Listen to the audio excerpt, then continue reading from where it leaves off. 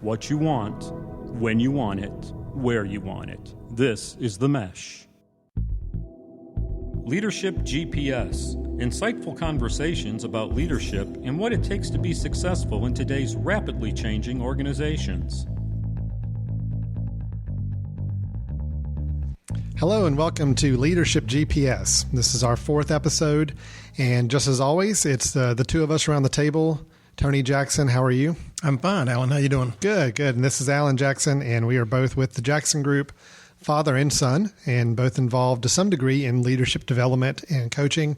Tony more so on a direct level, and I deal more with employee satisfaction and surveys, which is kind of leading into a little bit of our topic today that we are going to talk about for those of you in the leadership roles or looking to be in leadership roles in the future.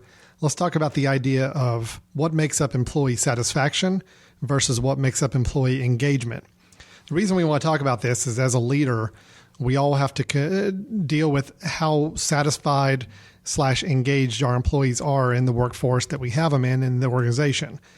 Some people may think, Dad, that the word satisfaction and engagement are basically the same. If you're a satisfied employee, you're engaged as well. But we all know from our research and some of the work we've done with a lot of clients, that's not the case. So let's start off talking a little bit first about what it means for an employee to be satisfied versus what it means for an employee to be engaged. So, Dad, if I toss it over to you, when you hear the word satisfaction, what does that mean to you in terms of employee and how they feel about their workplace and the work environment? Well, let me ask you a question or two first. Okay, sure. First of all, you're right in saying that people use these terms interchangeably. Unfortunately, they're not interchangeable. There are two different aspects of the work culture or the work climate that people may choose to become involved with in their job, or they may not. Let me ask you a key question, Alan. Are you satisfied with your work here at the Jackson Group? Yes. How do you know? I look forward to work every day. Look forward to work. Yes.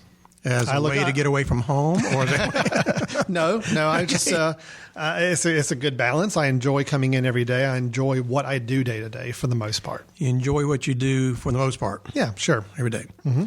All right. Are you engaged in this work that you do? Yes. And how do you know that? Because I've done the research and I know what engagement is. So I know that I am. I'm engaged in that I feel like what I do makes a difference to the organization. I feel like this is the type of work I want to be doing, and this is the type of organization I want to be a part of. Okay. All right. See, I've already done the research. I know. I kind of shut down your question. All right, but this is, here we come, here with another one, all right? Do you love your wife, Suzanne? Oh, yes, absolutely. I hope she's listening to this. Yes. Do you like everything Suzanne does? Do I like everything my wife does? Well, see, when you're buying time, you always repeat the question. I know. Just go ahead and answer it. Like everything? Okay, not 100%. Not 100%? We're definitely in the 90+% on that, but not everything. But there's some things that you say, oh, my God, I can't believe she did that, or not that again, or whatever, right? Sure, just as I'm sure she can say the same about me. Yes, I know, and she does. That's the difference between engagement and satisfaction. Okay. Satisfaction is liking those things around you that you encounter every day. Right. In the workplace. Liking being the key word. Liking, feeling satisfied. You're being okay with it. It's one of your favorite words, you know. Mm-hmm. And for the listening audience, you have to know that one of the things that Alan always says when I ask him how something was, it was okay. How was that movie, Alan? It was okay. Okay is a good level for me. Well, okay. That's a real interesting point. The thing is that satisfaction relates to those things around us every day at work that are part of our work environment, and they affect us every day. Mm-hmm. It's how much we're paid, whether or not we think that pay is comparable to the amount of work that we're doing. Mm-hmm. It's whether or not the staffing level is appropriate in the work area that we work in to get the job done. It's a matter of whether or not the benefit package meets our needs. It's a matter of the heat, the temperature, the coolness or not in the workplace. It's a matter of how attractive the place is that we work in. It's a matter of the quality of the other employees that work around you, all those types of things. Okay? So for a person to say, I'm satisfied with my work or with my workplace, they're really related to two things. Satisfied with my work means that I get some degree of personal return out of the job that I'm assigned to do. Okay. that she's, that type of thing. And what do you normally define as return? What? Well, I'm okay with it, to use your term. Right. I'm okay with it. I don't rail against it. I don't find fault with it. You got me in this job, fine. It's a job, and I'm okay with that job. Okay. The workplace satisfaction means those factors I just talked about, those things that are controllable about that an organization holds out to people and says, this is what we offer you. Now, unfortunately, that's been the model for a long time. We've sold people on, we can help create satisfaction for you in this workplace by where you chose to work and what we give you. So things like schedule, work hours, the kind of equipment they use, if they've got a nice computer to use, those are things that all factor into the idea of satisfaction. Yep. So if an organization is trying to satisfy someone, it's really boiling down to those things around their work environment that help them do their job or make up their job day to day. It's almost like saying to Suzanne, your wife, if she says, you like everything I do, you say, well, you're okay. Well, it's not a rip-roaring success statement like that. Right. But obviously it does portray to her that you're not too far off base. Right? So satisfaction, it's kind of a mellow term if you think about it. Satisfaction. It doesn't say excited. It doesn't say pumped up. It didn't say involved. All those types of things. That's where we get into engagement. Well, before we get into engagement idea, could it be that satisfaction, if someone says they're satisfied with their job, could it be that they're satisfied with their job because they really don't have to do a lot in their job? Sure. It's not a very challenging job. Absolutely. That's a good satisfaction measure. Absolutely. So sometimes if we say we're trying to measure or trying to push for employee satisfaction, that may not be always what you want necessarily in those terms anyway. I'm working with a group in a state right now, not our own state, where they have some real severe issues, and I'll get into more detail about that later. But their real issue is the division between their level of engagement and their job satisfaction. Now, let me describe a couple of aspects of that work group to you, and tell me whether or not you think that portrays them as a satisfied work group. Okay. It's a small work group. They tend to like most of each other in the work group. That's a satisfaction measure. Okay. They have longevity in their jobs. In fact, the shortest tenure in this work group, is like 13 years in that work group of 18 people. The longest tenure is 44 years. Now, you're asking me, is that a symptom of satisfaction? Is that a sign of satisfaction, you think, in the job? To some degree, yes. What else could it be then? It could be engagement, which I know we're going to talk about, because somebody feels like they're really committed to what they do in the organization. But it could also be because they just all happen to like the workplace and they like each other and they're okay doing what they do day to day. Their employee survey asks about satisfaction, and they are almost to a person satisfied with what they do with their job. That's what it stated. Sure. Okay.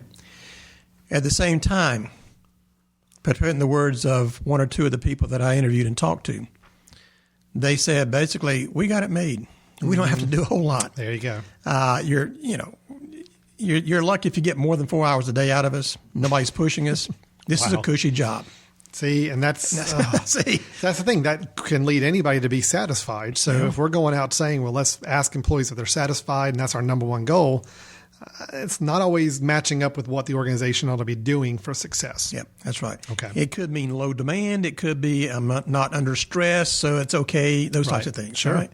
It's a factor of how I relate to where you've placed me. Doing what, that type of thing. Now, let's not discount. I don't want anybody listening to think that satisfaction is not an important measure. I mean, it is still something that needs to be measured, something that needs to be gauged, because you could have a very committed, engaged workplace, which we'll talk about engagement in just a minute. But if they're not satisfied day to day, that's still an issue. Oh, yeah, and they'll leave because of that, right, given the choice. Yeah. A lot of people do leave because they're not satisfied in their job. In other words, they're not getting that personal return. Related to this thing about reciprocity, Alan, satisfaction. Right. Most people tend to be satisfied in their work if they feel an equal balance between what they're asked to give up every day and what they feel they get back every day. Okay. All right? Sure. That's satisfaction. Reciprocity is that social interaction that says, I gave you such and such, am I going to get it back?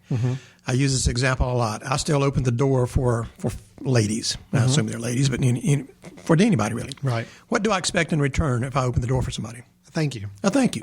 What do I do if I don't get it? You get frustrated. I get frustrated. Or that's right. Or I'll speak under my breath at them, or I'll wait till they walk away and say, "You're welcome," like as a little reminder. All right. Sure. I don't intend to stay there the rest of the day and wait for them to come back through the door just so I can sit there with my arms folded. Right. Christmas time. We're coming up on Christmas time in a couple months. I remember specifically sometimes that people will get a Christmas card from somebody they didn't remember to send one to. Yes. So what do they do that afternoon? They dash off one really quick, get in the mail, so you could claim that they just passed. They just passed in the mail. That's right. Balance the scales. Somebody comes to the door and said, the neighbor, and said, "Here's your Christmas gift. We think so much of you." Yes. And you're sitting there thinking, "Oh my gosh, I didn't get them anything." Honey, go get the fruitcake. That's right. That's why we keep a nice stock of additional gifts in the house. Fruitcake, wine, all those generic things. And then say, "We got yours right here." Give it back. Balancing the scales. Right, so that's all reciprocity. It's the idea that you give something, you get something back in return. That's exactly right. Now, you think people do that every day at work? Do they make that mental calculations? No, not every day, but I think over a length of time, you start to look at it. So, yeah, I mean, it may usually we address it when it gets out of balance. Okay, right. Somebody's a department is low staffed, but the work level increases. Right. Everybody's under each other's thumb. They're bumping into each other, getting cross with each other. The workload is the enemy. And then it becomes senior leadership who's the enemy because they're not hiring enough staff. So usually when those things start getting out of balance and we feel they're out of balance, that's when we notice them. We have dinner with a neighbor who says, I do similar work to you. Boy, doesn't it pay well? And you're sitting there thinking, no, it doesn't. Right. And you get aware of that imbalance. Okay. So that's when people tend to look at that pretty closely about the imbalance in satisfaction. As long as those things are okay, it's just like studies have shown for years that it's not the presence of more money that creates higher satisfaction for people in a workplace, but the absence of an expected level of money or salary creates huge dissatisfaction. I think it's the word expected. I mean, if you are putting in tons of hours of work over and above the call of duty, and you don't feel like your pay is what you deserve, that's where the issue comes in. And I could see where when things start to get busy in the workplace, it starts to raise a little more of the eyebrows about, okay, am I getting paid for this or not? So like you said, it may not be a day-to-day thing, but it's when something starts to feel out of balance is when you start questioning it a lot more. Here's another question for you. Who's responsible for creating an environment in which people can be satisfied? I think the leadership team from the organization, right? Leadership or ownership, whatever. Sure. Whoever provides and funds those things that we just talked about. Right. Okay. Once that perimeter set, that playing field is set, though, it's kind of like saying to people, okay, this is what we give to you. You want to jump in and be a part of us or not?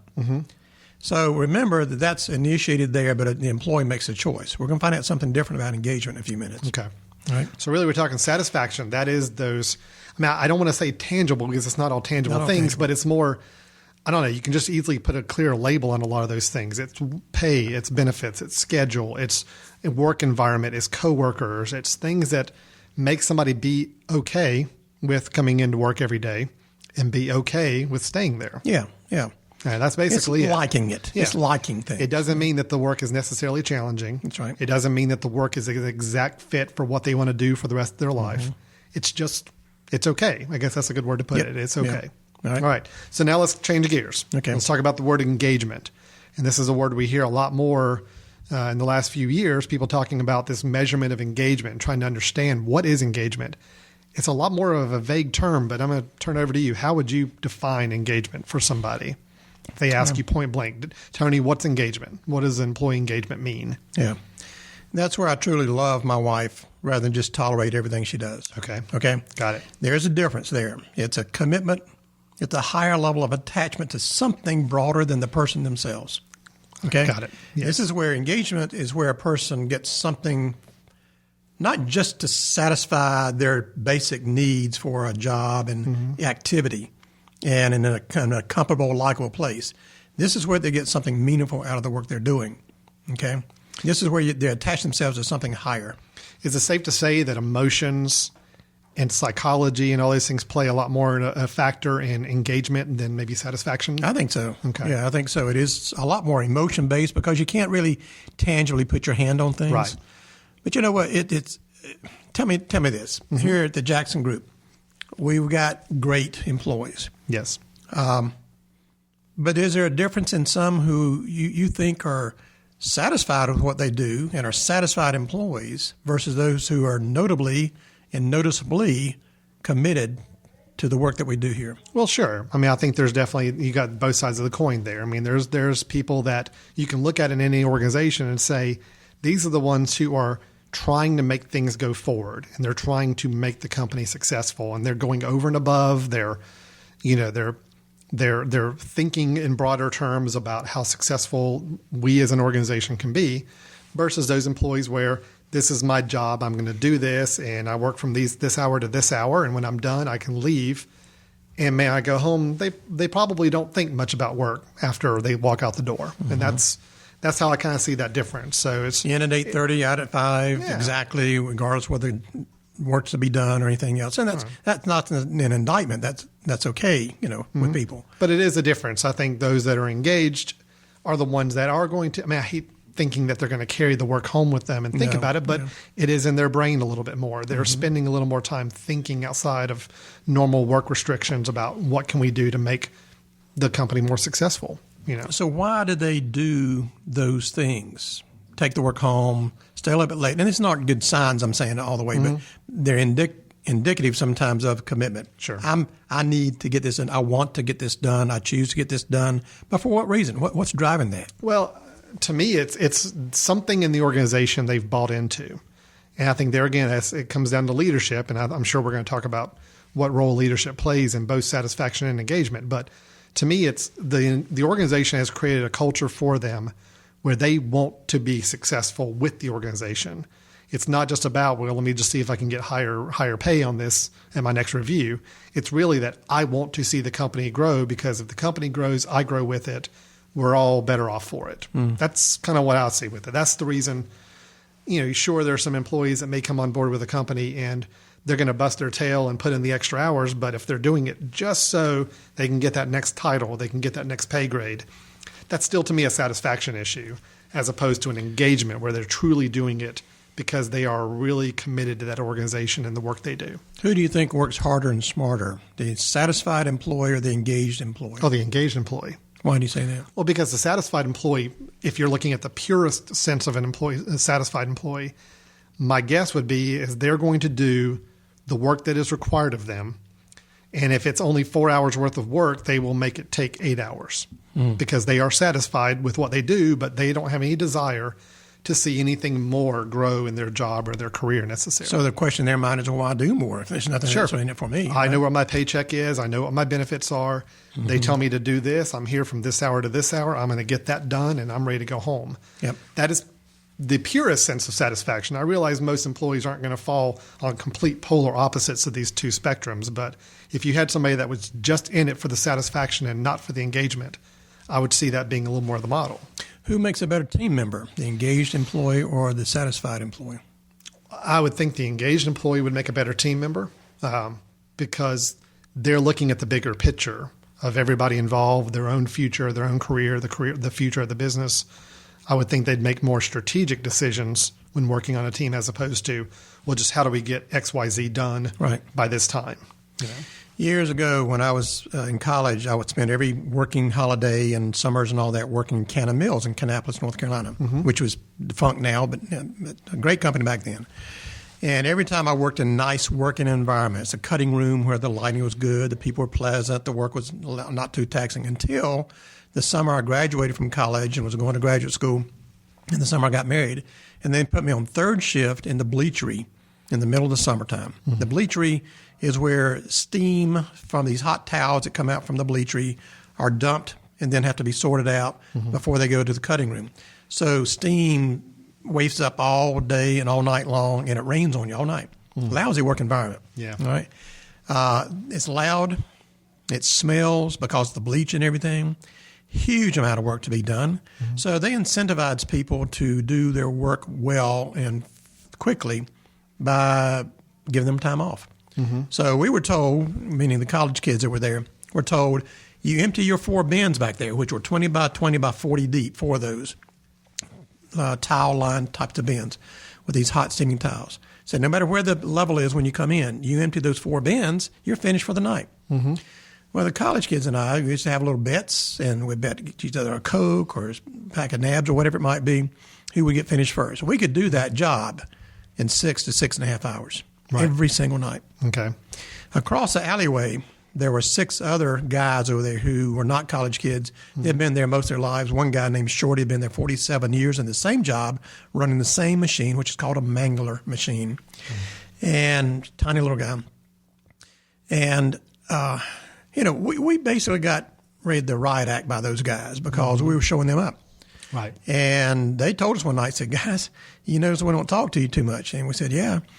And they said, it's because you need to understand one thing. Said, you guys are in here for a couple months doing your thing and getting some good cash, which you don't normally have. And you go out of here and leave and you'll go on to a better career. Said, some of us have been at this 40-some years. He said, I'm going to tell you tonight, this job takes 8 hours to complete every night. Right. Okay? Yeah. And we got the word. Yeah. He says, don't screw it up. There you go. Don't mess it up for the rest of us. Right. But his world was one of satisfaction. Yeah, Yes. they expanded the work. They expanded the work to fill the 8 hours. Mm-hmm. The supervisor was called the man, right? And he did everything to hide from the man and look busy and all that sort of stuff. Right. All the types of signs of just don't mess up my being satisfied or okay with what I do. It's a pure satisfaction That's mentality. exactly right. Right. That's exactly right. So it is very much of a what's in it for me, the satisfaction, or those scales balance. But engagement, it goes beyond what's in it for me. Okay. It speaks to something larger, louder, more predominant, more something huge in our lives, and that might be the meaning behind the job, who we're doing that work for, who the ultimate constituent is of our work processes, and things like that. So if you could go back in time and drop in a 100% pure engagement-driven employee into that work environment you were just describing, they would look at you college kids and say, wait a minute, okay, there's a quicker way to do this. Yes. Let's That's see if exactly we can right. work on that process and get better with this. And I'm going to go talk to my supervisor and say, hey, we found some great ways to That's make right. be more efficient. That's right. This Look is what going to we're help doing. everybody here. This is going to help the business. We're going to grow. There's a direct business outcome between highly engaged people and the quality and the amount of work done, if you want to put it that way, than there is just the satisfied employee. Not that both aren't totally satisfactory Right. in terms of production. Don't get me wrong. But there's a high correlation to business outcomes with the engaged employee. Gotcha. Yeah. So the idea is that which one has more impact on profitability, growth of the business? It's going to be the engaged employee. Absolutely. Versus Because those in they the pure care. satisfaction arena. They care what that work means. Okay. You see? All right. Let me take you back to that plant operations group that I mentioned before. The guys who, generally satisfied with a job, put in about 4.5, 5 hours of work a day. Some of them, Right. Others more so. I had 2 guys during the interviews with those folks, individuals, that I was just so pleased to hear. 2 individuals at separate times hooked their day-to-day work to a higher goal. In other words, they were more engaged than some of their colleagues were in their work. Sure. It's a healthcare environment, so let me tell you about it. This one guy, part of his job is to go into patients' rooms, take off the air return cover, and clean the filters. Okay? Keeps the work more efficient, the airflow more efficient, things like that. Right. This is an old hospital. And this one gentleman told me, he said, Tony, he said, I would never go into a patient's room to take that cover off when there's a patient in there or a family member. Or even if there's a patient there, but they're comatose, whatever.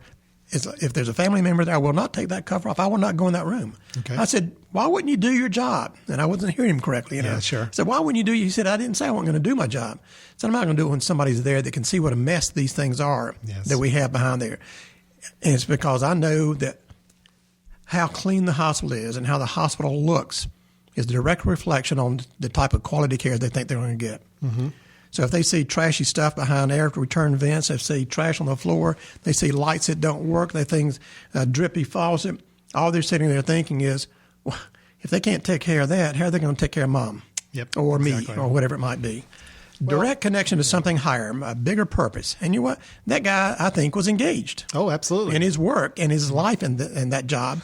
Rather than just simply saying, well, I'll check it off my list and go in there and get that cleaned up no matter what. That's right. I was going to give a similar example about, a lot of people like to complain about when they're in a hospital setting, people barging in at different times to do tests or draw blood or whatever it may be. Could be the middle of the night, flip on the lights, come in there loud talking.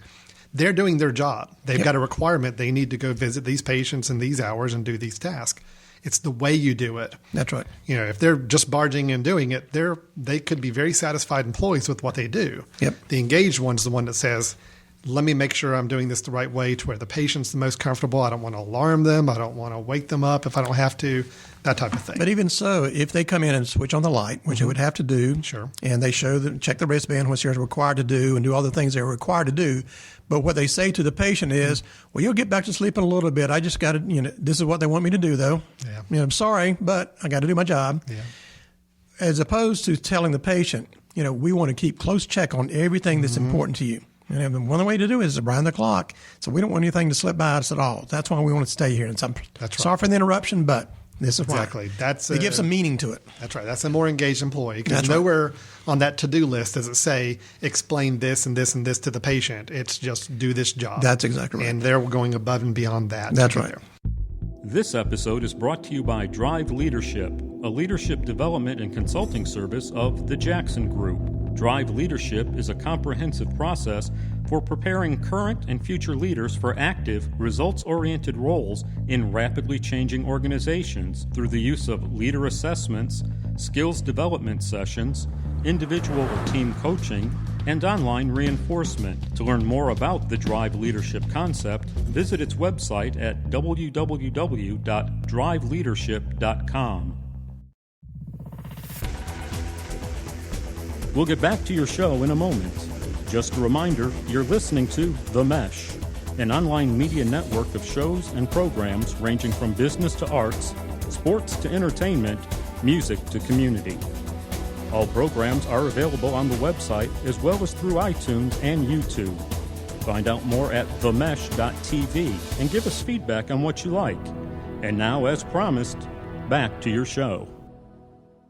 So if we know the definitions of satisfaction and engagement, and obviously employees are going to fall somewhere in that range. I mean, you've got some that are just all about satisfaction, and that's all they're doing with their job. You've got others that are truly engaged. Most are going to be somewhere a mix of the two. You're going to find some hybrids in between, and they can be anywhere on those two scales. You know, let's talk a little bit about what's out there right now in the workplace. I mean, we were looking at a poll just recently that was done, research showing that 28% of U.S. employees are considered actually engaged in their job. And then 17% are actively disengaged. What does it mean to be disengaged? What does that mean for an employee? Well, disengaged are pretty active about their unwillingness to be involved and their lack of enthusiasm about what they do. They'll complain, they'll gripe, they'll shoot down the organization. Okay. They portray and voice their displeasure with the place where they're working. They'll talk about them and us and that type of thing. Okay. So you hear and see expressions of that displeasure. So is it safe to say that then disengagement is also based on emotions? Just like we said, engagement. The idea of engagement is an emotional reaction. It's just a very negative reaction emotionally to the place. It's not a matter of saying, well, I'm not really satisfied with my job, but I do it and I get my paycheck and go home. Disengagement is truly, I'm going to complain about this to others. I'm going to talk about it outside the workplace. I'm going to raise a stink if something's not going the way it ought to be going. That's disengagement. Well, but remember what's in between what you just said about 28% fully engaged and what was 17%? 17%. That leaves about 55% of people who are what we call the movable majority. Okay. Majority of the people that you can move either way. And I know we'll talk later about what do you do to engage a person. Right. But let me go back to a question I said I was going to ask you earlier. Okay. We're in the midst of this data. I want to come back to that. We said before that the satisfying workplace is a construction of the organization. Yes. All right. It builds a framework. Says this is what the house looked like. Choose to work in it or not. Yes. Who's responsible for constructing or building the level of engagement in the workplace? My immediate thoughts would be is that it's both leadership and the employee themselves, right? Well, I think you're right. I think it falls almost always on the shoulders of line of sight leadership. Okay, so more immediate leadership, those are immediately above employees. Yeah, and line of sight, me, my supervisor, my department director, my manager, whomever I see. All right. Because what they are representing to me is what this organization is supposed to be about. if they don't tell me how my job links up to overall patient care, overall productivity, overall profitability of the company, those types of things, if they don't help me visualize that, see that, and link to that, where am I also going to get it? I can't read the financial statements myself. I don't look at all the patient satisfaction surveys. I don't do all those types of things as a staff employee. But somebody's got to translate that for me and remind me and sell me on the fact that, hey, what you're doing is important. And it's important for these reasons. So sounds like what you're saying is top-level leadership, let's take a large organization, may not have that much impact on day-to-day engagement for an employee. It's more of that immediate line of sight supervisor and leadership role for that employee that can create that engagement culture for them. I think I would stand by that. Yeah, I think I would stand by that because senior leadership can voice in group meetings and things like that and put up printed words about how important the work is. Yeah. But who gets to reinforce that? Yeah, true. But the good thing is that I guess for those top level leaders to remember is that they still have a very active role in engagement, and that they have to make sure the people that report to them are very engaged because it has to be a trickle down through the organization. That's right. Okay. So it has to start at the top. Yep. But an actual employee, the level of engagement they build around them, that culture. Yep. The most impact has to be from that immediate supervisor around them. It's a scary organization when we do surveys of employees, when we find that the leadership, mid-level leadership level is not engaged. Yeah. All right. You might have it at senior leadership. You might even have it at staff. Pretty unlikely you're going to have it at staff. You don't have it middle. But when your middle leadership is not on board, it's a scary place. Oh, yes, absolutely. Okay. Right. I can see that. Because then you've almost got there's almost a channel between, an open channel between gulf between the top level leadership and employees. Yep. And that's a huge thing to overcome there. So, all right. So the idea is that engagement, where satisfaction, I think, all levels of leadership can help create an environment of satisfaction. Engagement, it sounds like it's a lot more impactful at that immediate supervisory level. Although every level of leadership needs to make sure they're creating that level of engagement for the level below them. The environment that everybody helps create should be one that promotes engagement. Okay. Let's put it that way. All right. So what's the dangers with different levels of satisfaction and engagement? Because I can imagine, we were just talking about our examples where employees can be anywhere on the scale. You could have one that's extremely satisfied with their job, but very disengaged. Yep. You could have some that are extremely engaged, but not happy with the satisfaction level. What's some of the scenarios there? And I guess let's kind of create one here. Let's say if you have a very low satisfied employee, but highly engaged, what could that mean for an employee? What could be the strengths or weaknesses with that kind of employee? Okay. Well, it's quite possible to have a highly engaged employee and one with a low satisfaction, and therefore they could be described as a bad employee. Okay. All right. And now think about this. They could be engaged with the purpose of why they're doing what they're doing. They could love the nature of the work to be done. Right. They can connect their work to a higher purpose and still rail against things that are not right in their immediate work environment. My supervisor is lousy. Okay. I love what we're trying to do here, but you know what? That person doesn't support that or anything else. I see that, yes. I don't get any feedback about how I'm doing. I'm shooting in the dark here. All right. Or they might not like the pay structure, all those other factors, to the point where, in this day and age, what we're finding right now is that a lot of people are engaged in their workplace and the work they do, but they're becoming dissatisfied because there's been a lot of takeaways in the terms of pay and benefits in many organizations. And probably workload as well as increased. In other words, that imbalance is there on the satisfaction side, no matter where engagement is. So it's possible where an employee could be fully engaged with the organization, the type of work they do, the type of service they provide.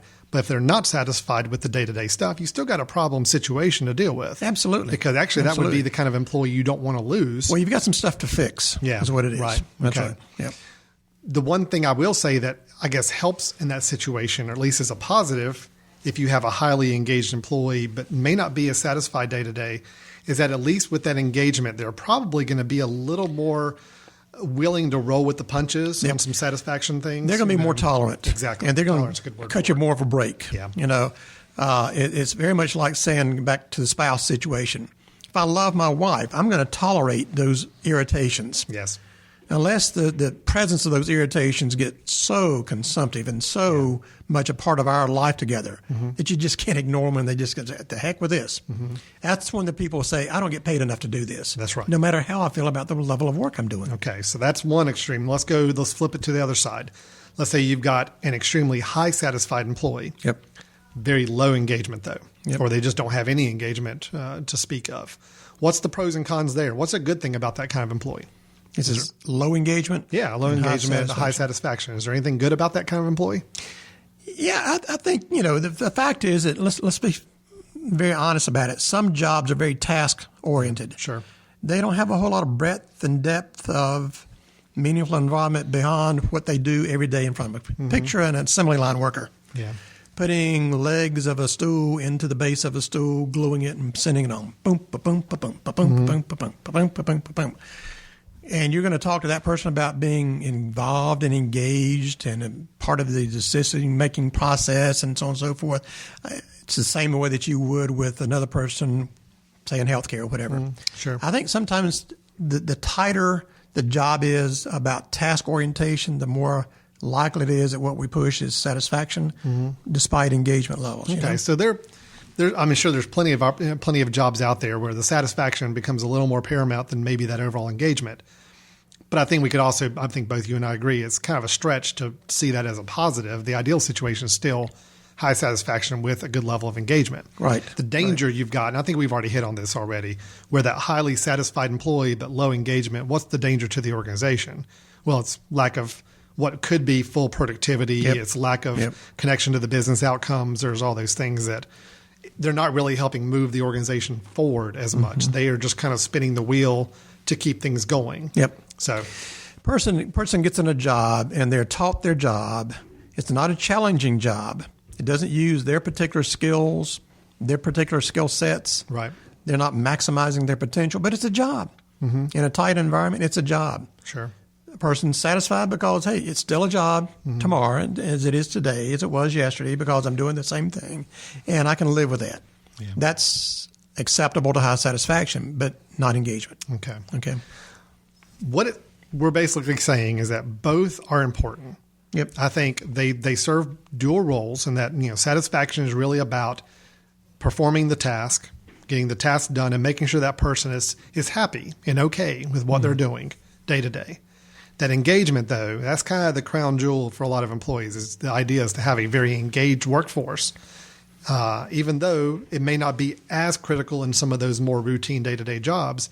To have some level of engagement is still important there, because you want that employee to drop in the assembly line and say, there might be a better way we could do this. There might be a more efficient way we can do this. I'm going to go talk to others and see if we can do it. Yep. There's benefits on both sides. Yep.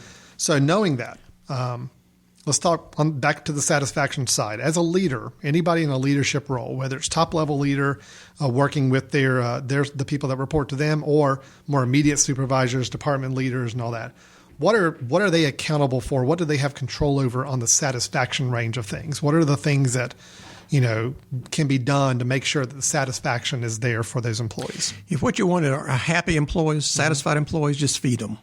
Feed them what they need to sustain themselves. All right. Given acceptable wages, acceptable benefits, or even great benefits, that type of thing. Give them the attention that they need interpersonally in the workplace. Give them a pleasant group of employees to work around. Give them a job that's not too stressful and not too demanding for the long periods of time.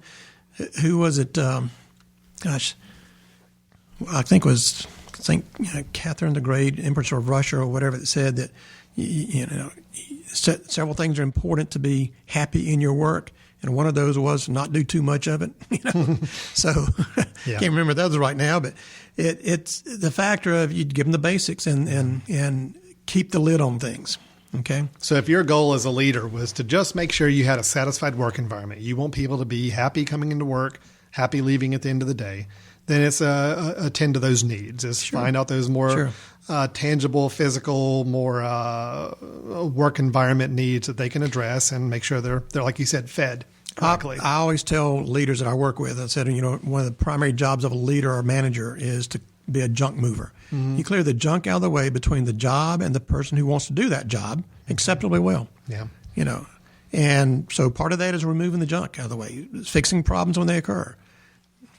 Well, I know in the years past, I mean, we've been conducting employee satisfaction or engagement surveys for, over 20, 25 years now. And I can remember a lot of the surveys many years ago used to focus a lot more on the satisfaction elements. How do you feel about your pay? How do you feel about your benefit package? How do you feel about your hours of work? How do you feel about workload? It's all tangible things that really relate directly to satisfaction. You know why we focused on that, by the way? Why? Because we were coming off high employment into labor-intensive organizations where labor unions and other factors were keeping things in line pretty much. Okay. And those are defensive types of things to ask about in a survey. They're necessary, but they're defensive. Yeah. Are we covering how's your wages? Okay. How's your benefits? Okay. How's your work environment? Okay. That type of thing. And it's a keeping the lid on those types of things. Okay. But the nature of the employee changed from the 50s to now.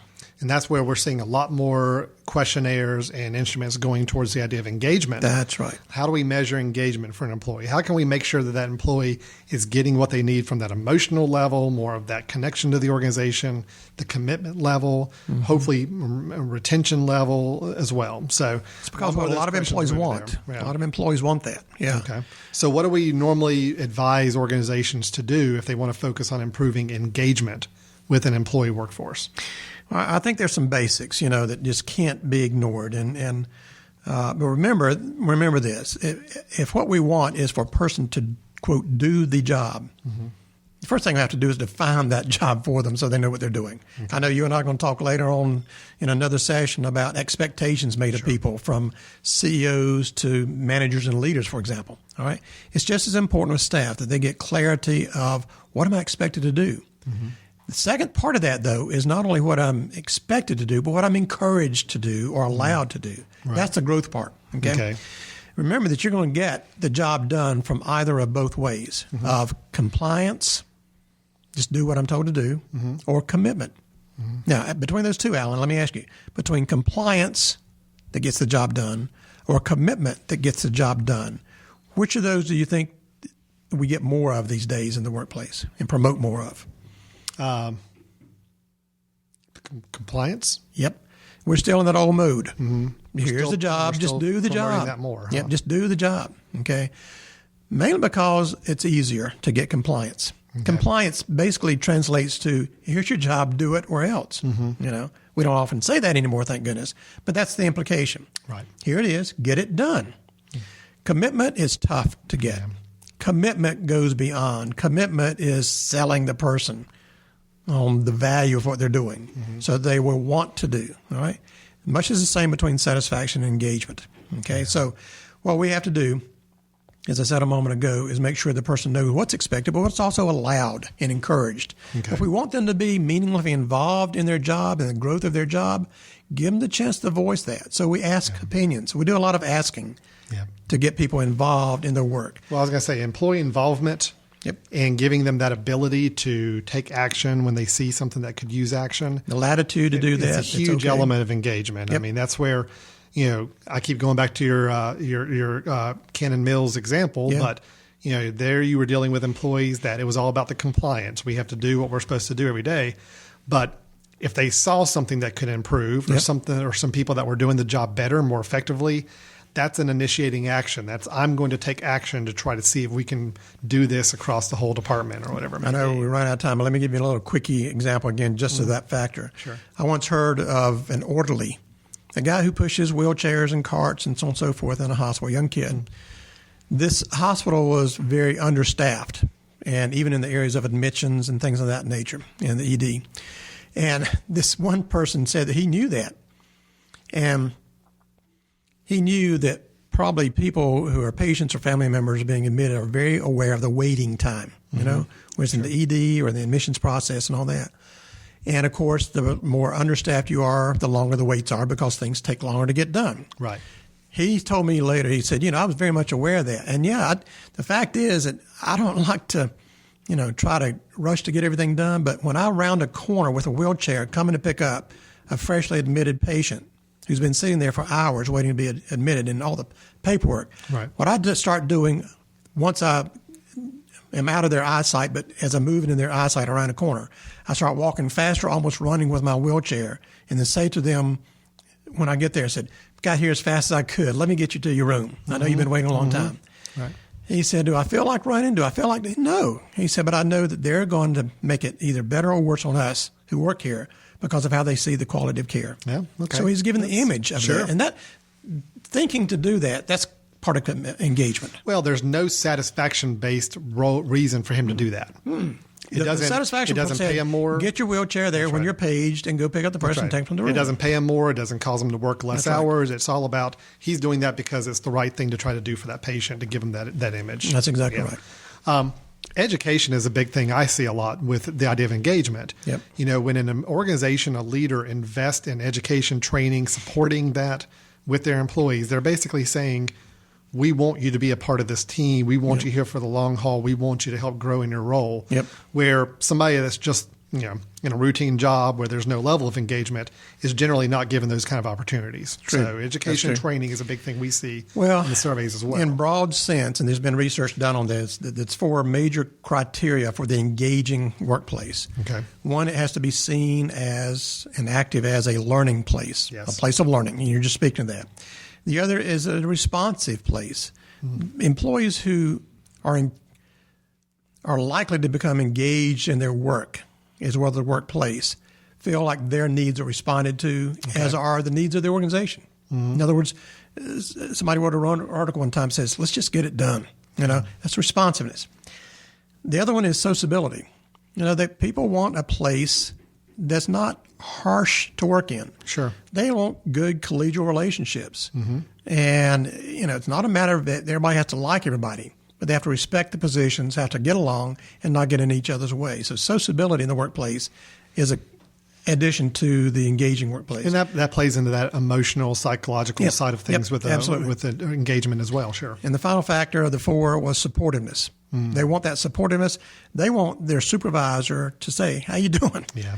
They want the supervisor to say, let me tell you how you're doing your job. You're doing great. And here's what you're doing so well. Good for you. They want that feedback. They want that inquiry. They want that opportunity for growth. They want to work around good, pleasant coworkers. And they want to work in a place that takes care of things. I think the idea of feedback is so important as well. I mean, yes, you got to have feedback for any type of employee to make them successful, whether Yeah. it's all about satisfaction or engagement. But I think it becomes so much more important on the engagement side, because there again, if somebody's just doing their job and just punching the clock, going in, checking out, doing their job, you know, if they're not getting that feedback, and it doesn't have to be a structured, formal type of feedback, just something where they're getting feedback from their leader. Sure. How are you doing? Yep. Let me tell you what I'm seeing, and here's some things we might want to try to work on for the next month or so. Rather than just waiting to evaluation time That's or when right. they screw up. That the message is, even though some employees may get a little rubbed wrong by that, by saying, wow, they're always talking to me about what I need to do better or how I can improve, the ones who are seeking that level of engagement with the organization are going to thrive on that. Yep. They love it. They want that feedback constantly because they know if they can get better with their job, they've got a longer future with that company. They can help the company grow. It's a mutual benefit to everybody. Somebody once said that the best thing you can do for a person you truly care about, which is how we want employees to feel, Right. best thing you can do for a person you truly care about is to give them direct, honest, candid feedback. Yes. You know, because they're going to get it from somewhere else. It's going to be there, but you might as well control it as well.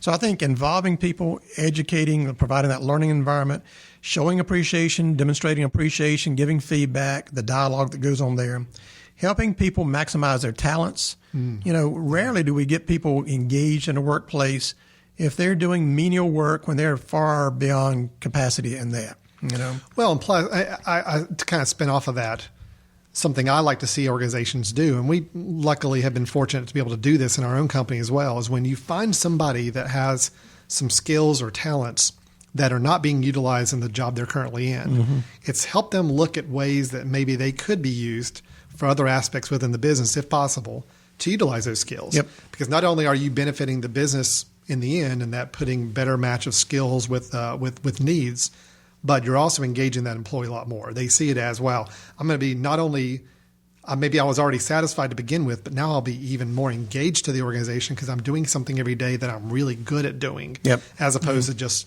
cutting short my skills and talents in a more routine job. Yep, Yeah. yep, you got it. It's, you know, the fact is that the connection between the organization and the person in that job has to be strong. Yeah. And the connection points are feedback, involvement, communications, use of talent, recognizing those talents and use of those talents, and then obviously a sales job. Mm-hmm. I still go back to line of sight leadership. It is helpful to get people engaged by reminding them of how important their work really is, what good they're doing for somebody else beyond just their job, how their job connects, how that plant ops guy says, you're right, we want to present the best quality care image we possibly can. So you're right to not take that cover off in that room and do that maintenance work when they're there because it looks trashy. It sounds like it ties in a lot with the mission and values and some of those things that the organization has. It's constantly reinforcing those with the employees as well. Helps with the engagement side. Well, it's very much like my personal practice is a lot of our work is with healthcare, and I love it when a CEO will read to managers and to staff and put on tapes and everything else letters that they get from patients or family members. Yeah, because that connects not only that employee to the organization, but to the work of that organization, their constituents, if you would. Sure. Okay. Stakeholders. Great. Well, so what we're summarizing here is that satisfaction and engagement are two different aspects of an employee's culture and what they see towards their company they work for. Both are controllable. Both have actions assigned to them to help. Both are needed. Both are needed. Yep. And it's not a matter of we should only focus on the engagement and forget satisfaction. Right. You've got to have both. That's right. But at the same time, the engagement are the ones that have more of the direct connection to those positive business outcomes, financial strength, the success, growth of a company. Engagement is what's going to get you there. Yep. Satisfaction is going to get the job done. Engagement is going to push you forward. Yep. And leaders, we all play roles in how do we help manage both satisfaction and engagement for our employees. Yep. And the ways to handle those are sometimes very different in those groups. Real key question. I ask this of groups a lot, and I'll ask you. Do you like everything that you do every moment of the day? No. Okay, you don't enjoy everything. Not everything. But would you work anywhere else right now? No. Well, that's the difference. Yeah. You may not be totally satisfied every moment because satisfaction is transient on what happens around me, what I work with, what I have to be given to work with, the job I'm there, the people around, everything else. That's transient, like an up and down sawtooth. Yes. But commitment, pride, engagement stays pretty high level. If you're there, you'll tolerate a lot of the dissatisfying things in life. Right. Okay. Great. Okay. Good topic. This is great. I think this is well needed at this time. So wonderful. Well, with the Jackson Group, we're both Tony Jackson and Alan Jackson here. And just a little bit of background on some of the work we do day to day. Tony's Drive Leadership Program. I know we do a couple little plugs throughout the show, but Dad, you do a lot of work with organizations on leadership development. Yep. And I know the idea of probably coaching engagement and building engagement with the workforce is something you work with as well. Absolutely. And people can see more about Drive Leadership at driveleadership.com or through the Jackson Group's website, which is thejacksongroup.com. That's where I am dealing with employee satisfaction and engagement surveys, as well as patient and customer satisfaction as well. And this is Leadership GPS. We get together every month to talk about some aspects of leadership and some advice and discussions that we hope can help build those of you either already in leadership positions or hoping to go into a leadership position in the future. And we'll be back next month, or at least in the next few weeks, with our next topic. Yep. And we'll look forward to talking with you then. In the meantime, feel free to check out any of the other business-related shows on themesh.tv. That is themesh.tv, THEMESH.tv, to see any of the other podcast shows that we have available. Thanks so much for listening, and we'll look forward to talking to you next month.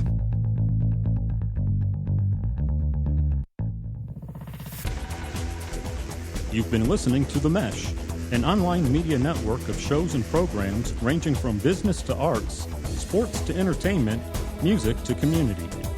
All programs are available on the website as well as through iTunes and YouTube. Check us out online at themesh.tv.